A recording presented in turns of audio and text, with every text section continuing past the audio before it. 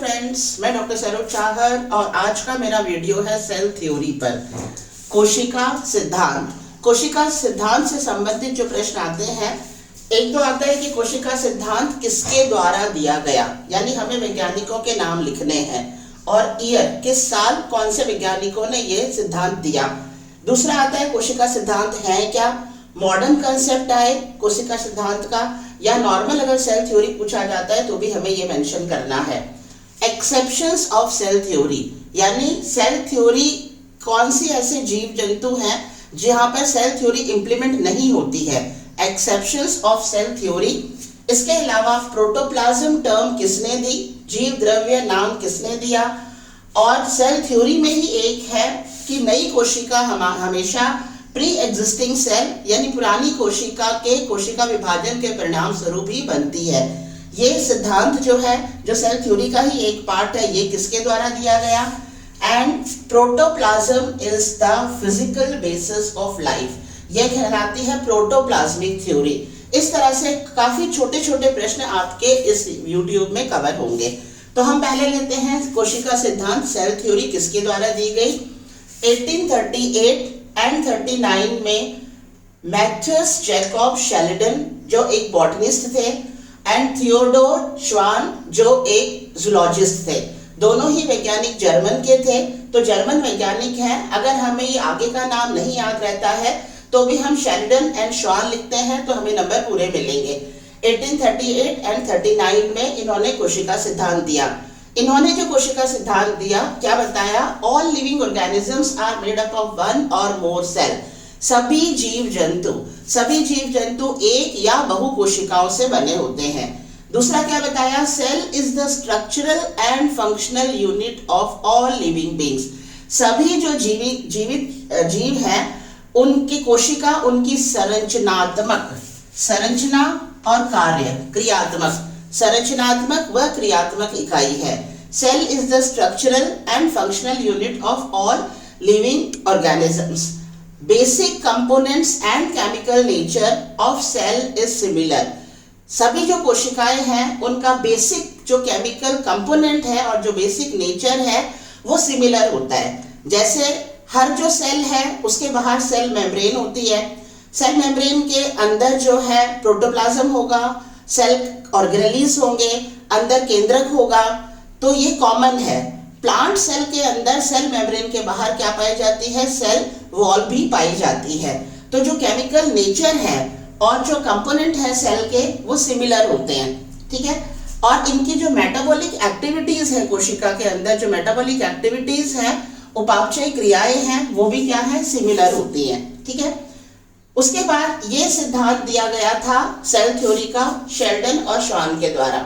बाद में 1846 में के नाजिली ने इसमें एक और पॉइंट जोड़ा कि new cell always arises from pre existing cells by cell division, नई कोशिका हमेशा पुरानी जो कोशिका है उसमें कोशिका विभाजन के परिणाम स्वरूप ही बनती है। यानी नॉन लिविंग से लिविंग का निर्माण या कोशिका का निर्माण कभी नहीं होता है। नई कोशिका हमेशा किससे बनेगी, पूर्व विद्यमान जो कोशिका है उसमें कोशिका विभाजन के परिणाम स्वरूप बनती है। ये सिद्धांत में ये पॉइंट जोड़ा गया 1846 में के नाजिली के द्वारा, और इस सिद्धांत को सपोर्ट किया गया 1855 में Rudolf virtue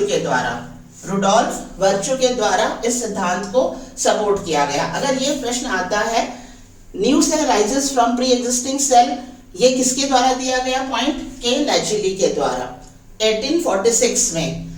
cell contains genetic material, कोशिका के अंदर आनुवंशिकी पदार्थ होता है और ये आनुवंशिकी पदार्थ एक कोशिका से दूसरी कोशिका में जनरेशन आफ्टर जनरेशन, यानी एक पीढ़ी से दूसरी पीढ़ी में गुणों का स्थानांतरण जो किया जाता है वो कोशिका के अंदर क्या है, जेनेटिक मटेरियल के द्वारा ही होगा।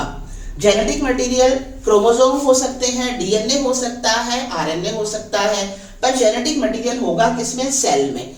तो cell contains genetic material which is carried from one generation to the next generation. अगर सेल थ्योरी मॉडर्न आती है तो भी आपको पूरे पॉइंट लिखने हैं। नॉर्मल अगर सेल थ्योरी आती है तो 1838-39 में शेल्डन और श्वान के द्वारा दी गई थ्योरी, आप ये पूरा पॉइंट मेंशन कर सकते हो। 1892 में हर्टविग ने प्रोटोप्लाज्मिक थ्योरी दिया। प्रोटोप्लाज्म क्या है? जीव द्रव्य, यानी न्यूक्लियस और सेल मेम्ब्रेन के बीच में जो द्रव भरा हुआ है वो क्या कहलाता है? प्रोटोप्लाज्म। तो ओ हर्टविग ने 1892 में protoplasmic theory the. Protoplasm is the physical basis of life, ये थ्योरी है। अब हम लेते हैं कि अपवाद क्या है। कुछ बैक्टीरिया होते हैं, कुछ वायरस होते हैं, कुछ फंगस होते हैं और कुछ एल्गी होते हैं। ये इस थ्योरी को एज इट इज जो है ये थ्योरी उन पर इम्प्लीमेंट नहीं होती है। इसके अलावा प्रोटोजोआ में हमने पैरामीशियम पढ़ा हुआ है, यूग्लिना पढ़ा हुआ है, अमीबा पढ़ा हुआ है, जियार्डिया पढ़ा है, यानी प्रोटोप्लाज्म के जो सदस्य हैं। तो हम क्या कहते हैं? प्रोटोप्लाज्म क्या होते हैं? Unicellular eukaryotic animals. लेकिन यहाँ पर ये जो प्रोटोप्लाज्म के जो एनिमल्स हैं, प्रोटोजोआ जो है ये क्या है? एक कोशिका के अंदर क्या होगा? एक कोशिका के अंदर सारी एक्टिविटीज परफॉर्म होती हैं, यानी भोजन को इनटेक करना, भोजन का डाइजेशन करना, एक्सक्रीशन करना, ठीक है, सर्कुलेशन करना। जैसे हम अगर पैरामीशियम लेते हैं तो पैरामीशियम में बाहर क्या है? सीलिया है। यहाँ क्या है? माउथ वाला पार्ट है इसका। यहाँ क्या है? इसका एनस वाला पार्ट फॉर्म होता है। यहाँ कॉन्ट्रैक्टाइल वैक्यूल है ना।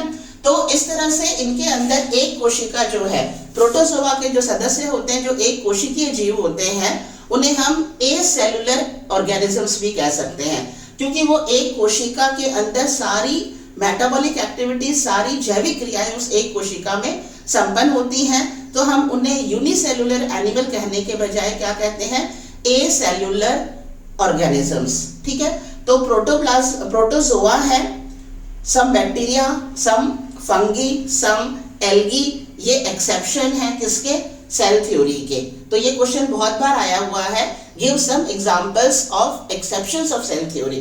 तो हम उसमें ये एग्जांपल्स लिख देंगे। That's all about the topic. Thank you.